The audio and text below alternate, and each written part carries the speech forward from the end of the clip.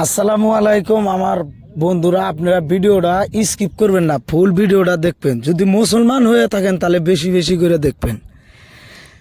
10 বছরে একটা বাচ্চা কান্দা করতেছে, তো এক হুজুর আইসা জিজ্ঞাসা করতেছে, বাবা তুমি কান্দা করো কে?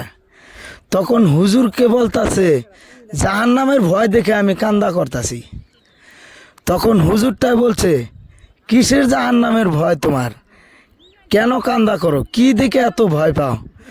তখন ওই 10 বছরের বাচ্চাটা হুজুরকে বলতাছে যে, দেখেন আমি কান্দা করতাছি আমার মার রান্দা দেখে। কয় কেন? যে দেখেন আমার মা যখন রান্দা করে তখন আমার মা না ছোট ছোট খড়িগুলা আগে পুরা দেয়, তারপরে বড় বড় খড়িগুলা পুরা দেয়। কিন্তু আল্লাহ যদি তখন আমাদেরকে ছোট ছোট বাচ্চাগুলারে যদি আগে পুরা দেয় তাহলে আমরা কীরকম করবো কন? তারপরে যদি বড় বড় মানুষে দেয়, যখন জাহান্নামে যাবো, জাহান্নামের খড়ি যখন বানাবো, যদি ছোট ছোট বাচ্চাদেরকে আগে পুরা দেয় এই লাকড়ির মতো, তখন হুজুরটাই বলল যে দেখো এত ছোট বাচ্চা হয়ে এত বুঝ কীরকম করে আসলো দেখো। তো তাই বলতাছি মুসলমান ভাইদেরকে, দেখেন জাহান্নাম দেখে কত ভয় পায়।